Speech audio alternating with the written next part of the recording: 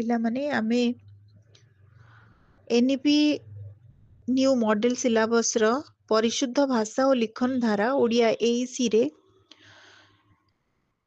ଆମେ ପୂର୍ବ ଅଡିଓରେ ଶବ୍ଦ ଗଠନ ସମ୍ପର୍କରେ ଆଲୋଚନା କରିଥିଲେ, ରୂଢି ସମ୍ପର୍କରେ ଆଲୋଚନା କରିଥିଲେ, ରୂଢିର ପ୍ରୟୋଗ ବିଧି ସମ୍ପର୍କରେ ଆଲୋଚନା କରିଥିଲେ। ବର୍ତ୍ତମାନ ଆମେ ଦ୍ୱିତୀୟ ଏକକ ବା ସେକେଣ୍ଡ ୟୁନିଟର ବାକ୍ୟର ଗଠନ ରୀତି ସମ୍ପର୍କରେ ଆଲୋଚନା କରିବା। ତେବେ ପ୍ରଥମେ ଆମକୁ ଜାଣିବାକୁ ପଡିବ ଯେ ବାକ୍ୟ କାହାକୁ କୁହାଯାଏ। ବାକ୍ୟ ପୂର୍ବରୁ ଆମକୁ ଜାଣିବାକୁ ପଡିବ ଶବ୍ଦ କଣ। ଶବ୍ଦ ଉପରେ ଆମେ ପୂର୍ବରୁ ଆଲୋଚନା କରିଛେ ଯେ ସାର୍ଥକ ବର୍ଣ୍ଣ ବା ବର୍ଣ୍ଣ ସମଷ୍ଟିକୁ ଶବ୍ଦ କୁହାଯାଏ। ଖାଲି ଅକ୍ଷରକୁ ଯୋଡ଼ିଦେଲେ ହବ ନାହିଁ ଶବ୍ଦ। କୌଣସି ଅର୍ଥ ଦ୍ୟୋତକ ବର୍ଣ୍ଣ ସମୂହ ତାକୁ ହିଁ ଆମେ ଶବ୍ଦ ଭାବରେ ଗ୍ରହଣ କରିବା। ଯେମିତି ଗଗ କହିଲେ ଆମେ କିଛି ଅର୍ଥ ସେଥିରୁ ଦ୍ୟୋତକ ହଉନାହିଁ, କିନ୍ତୁ ଗଗ ନ କହିଲେ ଆକାଶ ବୋଲି ଆମେ ଜାଣୁଛେ। କକ କହିଲେ ସେମିତି କିଛି ଶବ୍ଦ ଆମକୁ ଆସୁନି, କିନ୍ତୁ କାକ କହିଲେ କାଉ ବୋଲି ଆମେ ଜାଣୁଛେ। ଏଥିରୁ ସ୍ପଷ୍ଟ ହେଲା ଯେ ଖାଲି ବର୍ଣ୍ଣ ସମଷ୍ଟି ହେଇଗଲେ ତାକୁ ଶବ୍ଦ କୁହାଯିବ ନାହିଁ। ସାର୍ଥକ ବର୍ଣ୍ଣ ଅର୍ଥାତ୍ କିଛି ଅର୍ଥ ପ୍ରତିପାଦନ କରି ଶବ୍ଦ ହିଁ ବର୍ଣ୍ଣ ହିଁ ଶବ୍ଦ। ତେଣୁ ଆମେ ବର୍ତ୍ତମାନ ଜାଣିବା ଯେ କୌଣସି ଭାବ ପ୍ରକାଶକ ଉକ୍ତିକୁ ଆମେ ବାକ୍ୟ କହିପାରିବା। ପ୍ରତି ମଣିଷ ଆତ୍ମ ଅଭିବ୍ୟକ୍ତି ଚାହେଁ, ନିଜକୁ ପରିପ୍ରକାଶ କରିବା ପାଇଁ ଚାହେଁ। ମୁଁ କହୁ ଏତିକି କହିକି ମୁଁ ଯଦି ରହିଯାଉଛି, ଆପଣମାନେ ଜାଣିବେ ଯେ ସେ କଣ କହୁଛନ୍ତି, କଣ କହୁଥିଲେ। ମୁଁ କହିକି ରହିଲେ ସେଠି କୌଣସି ସମାପିକା କ୍ରିୟା ନାହିଁ କିମ୍ବା ତା ପରବର୍ତ୍ତୀ ଶବ୍ଦର ଅପେକ୍ଷା ରହୁଛି। ତେଣୁ ଏହା ପୂର୍ଣ୍ଣାଙ୍ଗ ବାକ୍ୟ ନୁହେଁ। ତେଣୁ କୌଣସି ଭାବ ପ୍ରକାଶକ ପୂର୍ଣ୍ଣାଙ୍ଗ ଉକ୍ତିକୁ ବାକ୍ୟ କୁହାଯାଏ। ଆପଣମାନେ ଏଇଟାକୁ ମନେ ରଖିବେ। କୌଣସି ଭାବ ପ୍ରକାଶକ ପୂର୍ଣ୍ଣାଙ୍ଗ ଉକ୍ତିକୁ ବାକ୍ୟ କୁହାଯିବ। ଉଦାହରଣ ଆମେ କେମିତି ଦବା, ଆପଣମାନେ ଏମିତି ଲେଖିବାକୁ ବି ପଡିବ ପରୀକ୍ଷାରେ। ଯଦି ଭାବ ପ୍ରକାଶକ ହେଉନାହିଁ ତାହା ପୂର୍ଣ୍ଣାଙ୍ଗ ବାକ୍ୟ ନୁହେଁ। ତେଣୁ ଗୋଟେ ପୂର୍ଣ୍ଣାଙ୍ଗ ଅପୂର୍ଣ୍ଣ ବାକ୍ୟକୁ ଉଦାହରଣ ଦେବେ ଏବଂ ତାକୁ ପୁଣି ଥରେ ବୁଝେଇବେ ଏହା ଅପୂର୍ଣ୍ଣ ବାକ୍ୟ, ପୁଣି କେମିତି ପୂର୍ଣ୍ଣ ବାକ୍ୟରେ ପରିଣତ ହବ ସେଥିପାଇଁ ମଧ୍ୟ ଉଦାହରଣ ଦେବେ।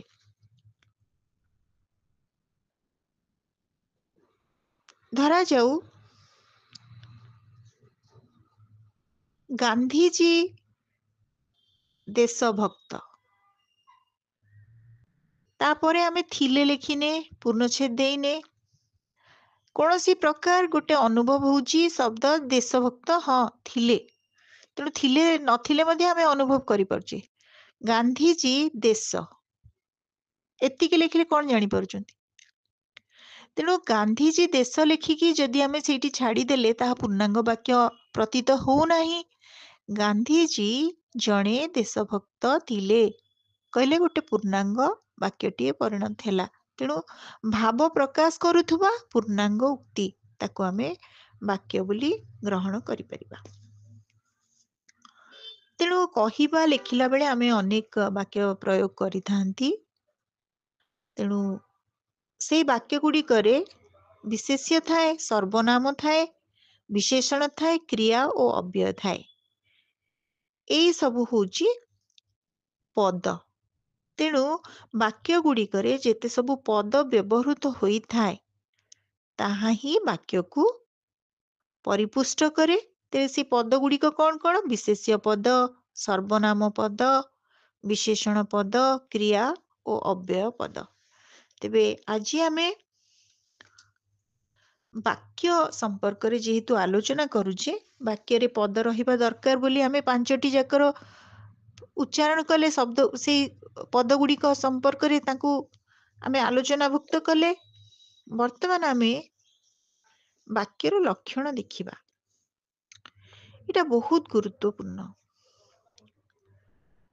ଗୋଟିଏ ସମ୍ପୂର୍ଣ୍ଣ ବାକ୍ୟରେ ଯେମିତି ଅର୍ଥ ଥିଲେ ହିଁ ଅର୍ଥ ଦ୍ୟୋତକ ଥିଲେ କ୍ରିୟାପଦ ମାନେ ସମ୍ପୂର୍ଣ୍ଣ ବାକ୍ୟଟି ପୂର୍ଣ୍ଣ ବାକ୍ୟ ଭାବରେ ପ୍ରତୀତ ହେଉଥିଲେ ଆମେ ତାକୁ ବାକ୍ୟ କହିପାରିବା। ତେବେ ସମ୍ପୂର୍ଣ୍ଣ ବାକ୍ୟର କେତେ ଗୁଡ଼ିଏ ବୈଶିଷ୍ଟ୍ୟ ରହିଛି ଯାହାକୁ ଆମେ ବାକ୍ୟର ଲକ୍ଷଣ ବୋଲି କହୁଛି। ଧରାଯାଉ ଗୋଟିଏ ବାକ୍ୟରେ କଥା ସରିଲା ବେଳକୁ ଆଉ କିଛି ଅପେକ୍ଷା ଥାଏ। ଯେମିତି ଉଦାହରଣଟି ମୁଁ ଦେଲି, ଗାନ୍ଧୀଜୀ ଦେଶ, ଏଥିରୁ ଆପଣମାନେ କିଛି ବୁଝିପାରିଲେ ନାହିଁ। କିମ୍ବା ଗାନ୍ଧୀଜୀ ବେଶ, ବେଶ କରିକି ହଳନ୍ତ ବେଶ, ତାଲବ୍ୟ ସହ ହଳନ୍ତ ବେଶ, କଣ ଗାନ୍ଧୀଜୀ ବେଶ କଣ? ଗାନ୍ଧୀଜୀ ବେଶ ସତ୍ୟନିଷ୍ଠ, ସତ୍ୟାଗ୍ରହୀ, ଅହିଂସ ପାଳନକର୍ତ୍ତା ଥିଲେ। ତେଣୁ କଥା ହଉଛି ଯେ ଆକାଂକ୍ଷା, ଯେତେବେଳେ ଆମେ କୌଣସି ବାକ୍ୟଟିଏ ଲେଖିଲା ବେଳେ ଯୋଉ ପଦ ଗୁଡ଼ିକୁ ଧରିକି ଆମେ କହିବା କିମ୍ବା ଲେଖିବା ଆରମ୍ଭ କରୁ, ପରବର୍ତ୍ତୀ ପଦକୁ ଅପେକ୍ଷା ରଖାଯାଏ। ଗୋଟିଏ ପଦ ପୂର୍ବ ପଦ ପରବର୍ତ୍ତୀ ପଦକୁ ଅପେକ୍ଷା ରଖିଥାଏ। ଅର୍ଥାତ୍ ବାକ୍ୟର ସମ୍ପୂର୍ଣ୍ଣ ଅର୍ଥ ବୋଧ ନିମିତ୍ତ ଗୋଟିଏ ପଦ ଅନ୍ୟ ପଦ ବା ପଦମାନଙ୍କର ଆକାଂକ୍ଷା ରଖେ। ଆକାଂକ୍ଷା କହିଲେ କଣ? ଅପେକ୍ଷା। ତେଣୁ ବାକ୍ୟର ବୈଶିଷ୍ଟ୍ୟ କଣ? ବାକ୍ୟ ଆମେ କହିଲେ ଅର୍ଥବୋଧକ ପୂର୍ଣ୍ଣାଙ୍ଗ ପଦ। ତେଣୁ ତାକୁ ଆମେ ଲେଖି ସାରିକି ବାକ୍ୟର ବୈଶିଷ୍ଟ୍ୟରେ 3ଟି ଲକ୍ଷଣ ରହିଥାଏ। ତାକୁ ଆମକୁ ମନେ ରଖିବାକୁ ପଡିବ। ଗୋଟେ ହଉଛି ଆକାଂକ୍ଷା, ଅର୍ଥାତ୍ ବାକ୍ୟଟି ଲେଖିଲା ବେଳେ ପୂର୍ବ ପଦ ପରବର୍ତ୍ତୀ ପଦକୁ ଅପେକ୍ଷା କରେ। ଯଦି ସେ ପଦଟି ପୂର୍ଣ୍ଣାଙ୍ଗ ନ ହୁଏ ତାହେଲେ ତାହା ଅପୂର୍ଣ୍ଣ ରହିଯାଏ। ତେଣୁ ଆକାଂକ୍ଷା। ଧରାଯାଉ ଏଠି ଉଦାହରଣ ଦବା, ପିଲାମାନେ ସ୍କୁଲରେ କହିକି ଛାଡିଦେଲେ। ଆମେ ପିଲାମାନେ ସ୍କୁଲରେ କହିକି ଛାଡିଦେଲେ। ଛାଡିଦେଲା ପରେ ଆପଣ କଣ ଜାଣିବେ? ସ୍କୁଲରେ ଶୋଇଲେ, ପାଠ ପଢିଲେ, କଣ କଲେ, ଖେଳିଲେ, ନାଚିଲେ, ଆମେ ଜାଣିନାହିଁ। ତେଣୁ ସେଇ ବାକ୍ୟଟି ଅପୂର୍ଣ୍ଣ ରହିଯାଇଛି। ତେଣୁ ଅର୍ଥ ସମ୍ପୂର୍ଣ୍ଣ ପ୍ରକାଶ ପାଉନାହିଁ। ତେଣୁ ବାକ୍ୟରେ ପରିଣତ କରିବା ପାଇଁ ହେଲେ ଆମକୁ ଲେଖିବାକୁ ପଡିବ ପିଲାମାନେ ସ୍କୁଲରେ ପାଠ ପଢୁଛନ୍ତି ବା ପଢିଲେ। ଏଇଟା ହେଲା ଆକାଂକ୍ଷାର ଉଦାହରଣ। ଗୋଟିଏ ବାକ୍ୟରେ ବିନ୍ୟସ୍ତ କରାଯାଇଥିବା ପଦ ଅର୍ଥବୋଧ ନିମିତ୍ତ ପୂର୍ବ ପଦ ପରବର୍ତ୍ତୀ ପଦକୁ ଅପେକ୍ଷା ରଖିଥାଏ। ଅର୍ଥାତ୍ ବାକ୍ୟର ସମ୍ପୂର୍ଣ୍ଣ ଅର୍ଥବୋଧ ନିମନ୍ତେ ଗୋଟିଏ ପଦ ଅନ୍ୟ ପଦ ଉପରେ ସମ୍ପୂର୍ଣ୍ଣ ରୂପେ ନିର୍ଭର କରେ, ଆକାଂକ୍ଷା କରେ, ଅପେକ୍ଷା କରେ। ଏଥିରୁ ଆପଣ ବୁଝିଲେ ଆକାଂକ୍ଷା, ଏଇଟା ଗୋଟେ ଲକ୍ଷଣ। ଦ୍ୱିତୀୟ ଲକ୍ଷଣଟି ହଉଛି ଯୋଗ୍ୟତା। ଗୋଟେ ବାକ୍ୟର ଯୋଗ୍ୟତା କଣ ହେଇପାରେ? କେମିତି ଆମେ ଜାଣିବା ଯେ ମୁଁ ଆକାଶକୁ ଯାଇ ତାରାମାନଙ୍କୁ ଖାଇଗଲି? ଏଇ ବାକ୍ୟଟି ମୁଁ କହିଲି, ଏଟା ପୂର୍ଣ୍ଣ ବାକ୍ୟ, କିନ୍ତୁ ଆକାଶକୁ ଯାଇ ମୁଁ ତାରାମାନଙ୍କୁ ଖାଇଗଲି। ବିଶ୍ୱାସ ଯୋଗ୍ୟ କି? ଏହା ବିଶ୍ୱାସ ଯୋଗ୍ୟ ନୁହେଁ। ତେଣୁ ହାତୀଟି ଆକାଶରେ ଉଡି ବୁଲୁଛି, ବିଶ୍ୱାସ ଯୋଗ୍ୟ କି? ବିଶ୍ୱାସ ଯୋଗ୍ୟ ନୁହେଁ। ତେଣୁ ଏଥିରୁ ଜଣା ପଡିଲା ଆମର ଦ୍ୱିତୀୟ ଲକ୍ଷଣ ହଉଛି ଯୋଗ୍ୟତା। ଯୋଗ୍ୟତାର ଅର୍ଥ ହେଉଛି ବାକ୍ୟ ମଧ୍ୟରେ ବ୍ୟବହୃତ ହୋଇଥିବା ପଦମାନଙ୍କର ପରସ୍ପର ସମ୍ପର୍କରେ ବା ପରସ୍ପର ସମ୍ବନ୍ଧରେ କୌଣସି ବାଧାର ଅଭାବ ହେଲା। ବାକ୍ୟରେ ବ୍ୟବହୃତ ପଦମାନଙ୍କ ମଧ୍ୟରେ ଭାବ ବା ଅର୍ଥ ପ୍ରତୀତିରେ ଯଦି କୌଣସି ବାଧା ଉପୁଜିଲା, ତାହା ବାକ୍ୟ ହେଇପାରିବ ନାହିଁ। ହାତୀ ଆକାଶରେ ଉଡି ପାରିବ ନାହିଁ, ମୁଁ ଆକାଶକୁ ଯାଇ ତାରାଙ୍କୁ ଖାଇପାରିବି ନାହିଁ। ତେଣୁ ଏସବୁ କଥାଟି ସମ୍ପୂର୍ଣ୍ଣ ରୂପେ ବାକ୍ୟର ଯୋଗ୍ୟତା ଅଭାବ ହେଉଛି। ତେଣୁ ଯୋଗ୍ୟତା ଥିବା ଦରକାର। ଗୋଟେ ବାକ୍ୟରେ ପକ୍ଷୀଟି ଆକାଶରେ ଉଡୁଛି କହିଲେ ଚଳିବ, ମୁଁ ଘରେ ଭାତ ଖାଉଛି କହିଲେ ଚଳିବ। ତେଣୁ ଯଦି ସେଇଠି ତାର ଯୋଗ୍ୟତା ରହୁନି ବାକ୍ୟରେ, ତାହେଲେ ଅସୁବିଧା, ସେଟା ହେଇପାରିବ ନାହିଁ ବାକ୍ୟ। ବର୍ତ୍ତମାନ ଆସିଲା ଆମର ଲକ୍ଷଣ ଗୁଡିକ ମଧ୍ୟରୁ ଆକାଂକ୍ଷା ଉପରେ ଆମେ ଆଲୋଚନା କରିସାରିଛେ, ଯୋଗ୍ୟତା ଉପରେ ଆଲୋଚନା କରିସାରିଛେ। ବର୍ତ୍ତମାନ ହଉଛି ଆସକ୍ତି। ଆସକ୍ତି ନୁହଁ, କତ ନୁହଁ, ଦ୍ୱିତୀୟତ ଆସକ୍ତି।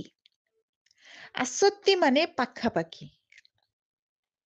ବାକ୍ୟ ମଧ୍ୟରେ ପଦ ଗୁଡିକ ଏପରି ବିନ୍ୟାସ କରାଯିବା ଉଚିତ ଯାହା ଦ୍ୱାରା ଗୋଟିଏ ପଦ ଶ୍ରବଣ ପରେ ପରବର୍ତ୍ତୀ ପଦ ଶ୍ରବଣ କରିବା ଦ୍ୱାରା ବୋଧ ସଂହତି ବା ସମ୍ପୂର୍ଣ୍ଣ ରୂପେ ଆମେ ଅନୁଭବ କରିପାରିବା ତାପରେ ଏଇଟା ହିଁ ଥିବ। ଧରାଯାଉ ମୁଁ କଟକ ଯିବି। ମୁଁ କଟକ ଯିବି, ଏଇ 3ଟି ପଦ ଯୋଉ ରହିଲା, एटा मिसिकी रहिले तांकर पाखापाखी रहिले ही हब सेटा वाक्य ही परिबो। जदि मु कहिदेबी जिबी मु जिबी मु कुआडे जिबी प्रश्न आउटे रहुची अपेक्षा रहुची काहींकी जिबी कुआडे जिबी मु जिबी कुआडे जिबी तापरे रहिला ता पाखापाखी हमको आउ किछि संहतिर आवश्यकता रहिछि आउ किछि शुणिबार अपेक्षा रहुछि। तेणु पद गुड़िक उचित विन्यस्त हेबा दरकार एवं सेमानंकर भाव अर्थ पाखापाखी रहिबा दरकार। तेणु आसक्ति कौन ताकू टिके मन रखिया पड़िबो। आसक्ति अर्थ हेउची पाखापाखी वाक्य रे पद गुड़िक एपरी विन्यस्त हेइथिबा दरकार जहाको सुनिबा मात्रे तार बोध आमको अनुभव हेबो माने आमे बुझी परिबा। अन्य भावरे कहले पद मानकर अविलंब उच्चारण माने डेरी हबो नाही एवं उचित स्थान रे संहति माने बसिबा ताकू आमे आसक्ति बोली कहिबा। तेणु पिला माने आज आमे पढ़ुथिले तार वैशिष्ट्य वाक्यर एवं वाक्यर उद्देश्य और विधेय को आमको बुझिया पई पड़िबो। तेणु आपण माने जानिचंती जे पद गुड़िकर बहुत आवश्यकता रहुची। पद गुड़िक होची क्रियापद विशेषण पद विशेष्य पद ए सब। तेणु आमको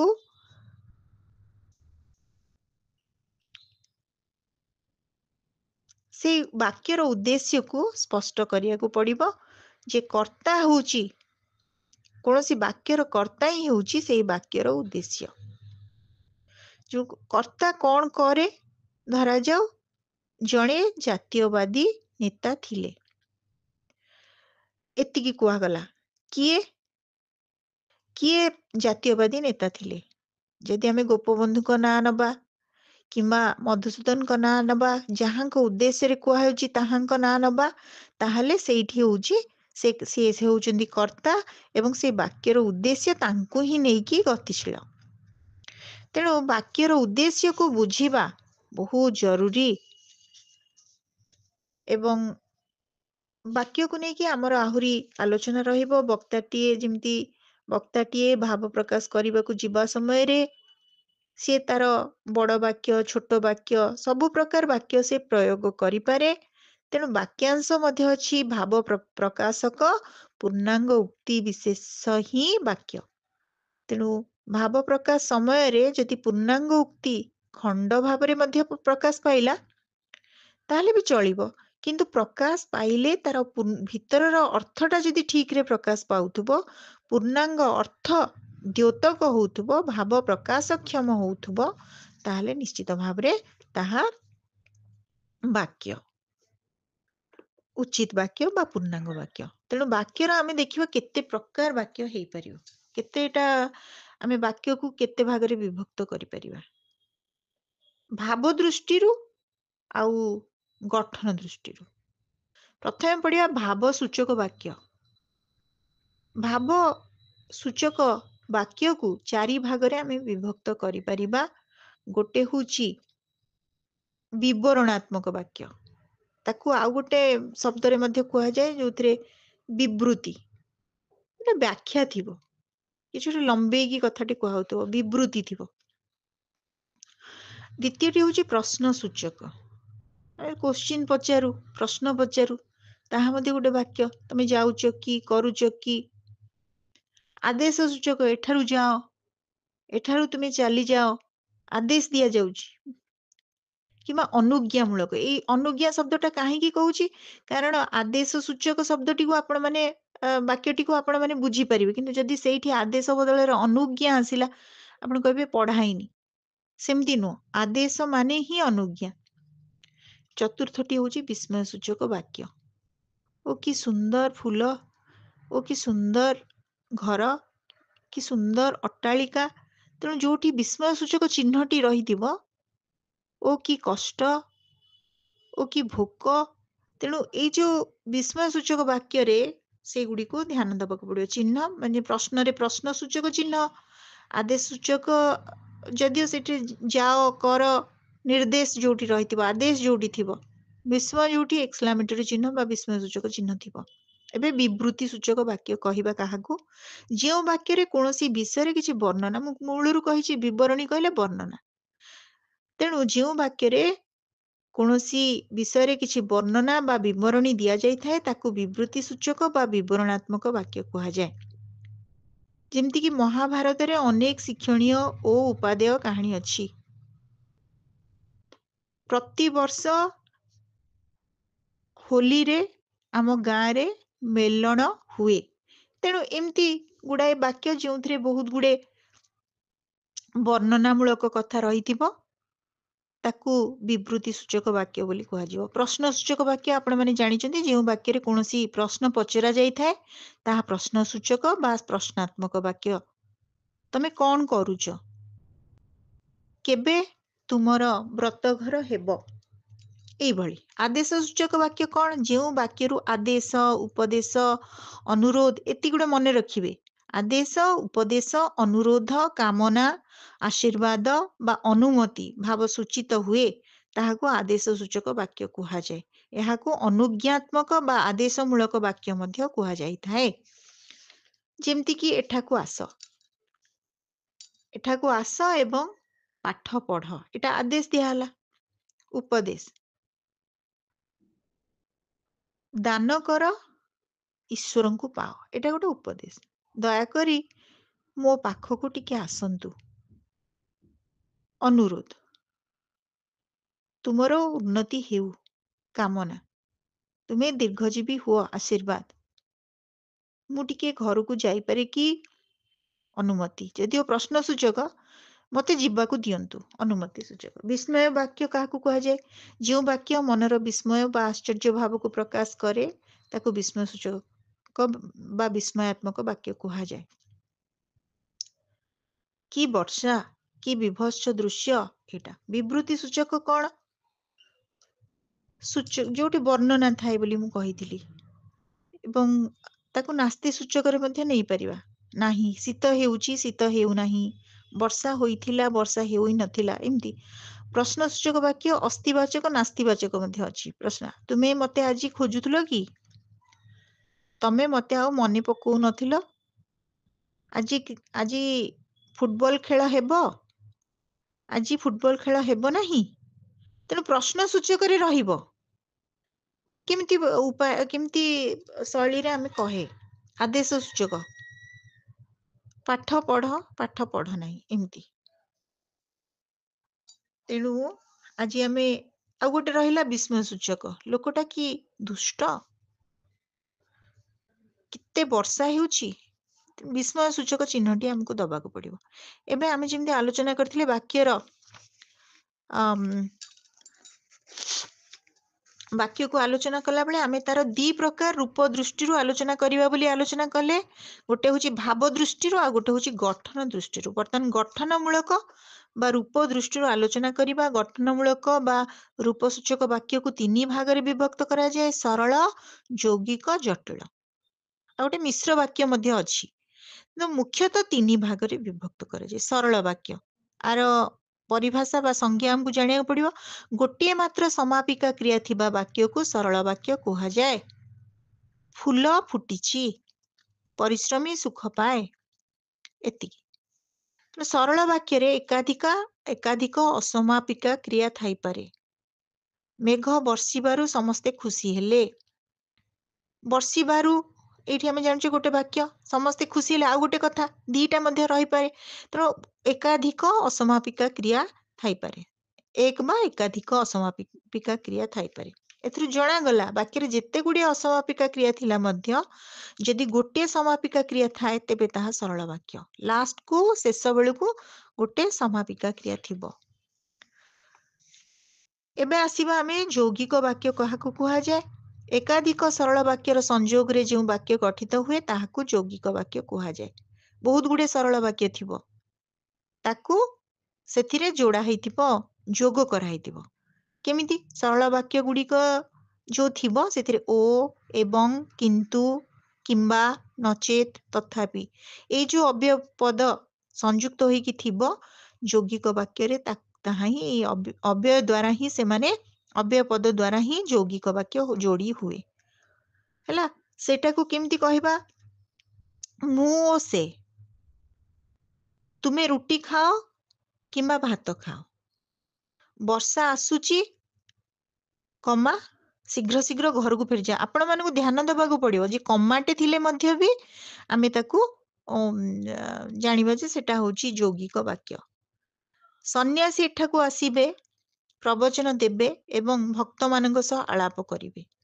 ଏବଂ ଶବ୍ଦଟି ଆସିଲା, ଓ ଶବ୍ଦଟି ଆସିଲା, କିମ୍ବା ଆସିଲା। ତଥା ସେମାନେ ବେଶୀ ଗପୁଛନ୍ତି ଅଥଚ କମ୍ କାମ କରୁଛନ୍ତି। ଅଥଚ ଆସିଲା, ତଥାପି ତମେ ଟିକେ, ମୁଁ ଆସି ନପାରେ ତଥାପି ତମେ ଟିକେ ଆସ, ତଥାପି ଯୋଉଟା ଯୋଡୁଛି, ତେଣୁ ଯୌଗିକ ଶବ୍ଦ ଯୌଗିକ ବାକ୍ୟରେ ପରିଣତ ହେଲା। ଏବେ ଆସିବା ଆମେ ଜଟିଳ ବାକ୍ୟ କାହାକୁ କୁହାଯାଏ? ଯେଉଁ ବାକ୍ୟରେ ଗୋଟିଏ ପ୍ରଧାନ ବାକ୍ୟ ଏବଂ ଏକ ବା ଏକାଧିକ ଅପ୍ରଧାନ ବାକ୍ୟ ଥାଏ ବା ଅପ୍ରଧାନ ବାକ୍ୟ ବା ବାକ୍ୟ ଗୁଡ଼ିକ ପ୍ରଧାନ ବାକ୍ୟ ଉପରେ ନିର୍ଭରଶୀଳ, ତାକୁ ଜଟିଳ ବାକ୍ୟ କୁହାଯାଏ। এটা ବହୁତ ସହଜ। ଯେମିତିକି ତୁମେ ଯଦି କହିବ, ତାକୁ କମ୍ପ୍ଲେକ୍ସ କରାହେଇଛି। ତୁମେ ଯଦି କହିବ ତେବେ ମୁଁ ତୁମ ସହିତ ଯିବି, ଯେବେ ତେବେ ଯେତେବେଳେ ସେତେବେଳେ ଯୋଉଠି ଲାଗିଥିବ ସେଟା ହେଉଛି ଜଟିଳ ବାକ୍ୟ। ମନେ ରଖିବେ, ଯେବେ ତମେ ଆସିବ ସେବେ ମୁଁ ତୁମ ସହିତ ଯିବି। ଯେତେବେଳେ ସୂର୍ଯ୍ୟୋଦୟ ହେଲା ସେତେବେଳେ ଚଢ଼େଇ ମାନେ ଉଡ଼ିଲେ, ଯେତେବେଳେ ସେତେବେଳେ। ଯଦି ସେ କହିବ ତେବେ ଯାଇକି ମୁଁ ଦେବି, ଏମିତି। ତେଣୁ ଜଟିଳ ବାକ୍ୟର ଆହୁରି କିଛିଟା ବାକ୍ୟ ଆମକୁ ମନେ ରଖିବ। ତୁମେ ଯଦି କାମଟା କରିବ ସେ କଥା ମୋତେ ସଫା ସଫା କହିଦିଅ, ତାହେଲେ ମୁଁ ଅନ୍ୟ ବ୍ୟବସ୍ଥା କରିବି। ତେଣୁ ଭାବ ଦୃଷ୍ଟିରୁ ବାକ୍ୟ କେତେ ପ୍ରକାର ତାକୁ ଆପଣ ମନେ ରଖିବେ, ରୂପ ଦୃଷ୍ଟିରୁ ବାକ୍ୟ କେତେ ପ୍ରକାର ମନେ ରଖିବେ। ଆଜି ଆମେ ପଢୁଥିଲେ ବାକ୍ୟର ବିଭିନ୍ନ ପ୍ରକାର ରୂପ ସମ୍ପର୍କରେ, ଲକ୍ଷଣ ସମ୍ପର୍କରେ। ଅଡିଓଟି କେମିତି ଲାଗିଲା ଆପଣମାନଙ୍କର ମତାମତ ଅପେକ୍ଷାରେ ରହିଲି। ଧନ୍ୟବାଦ।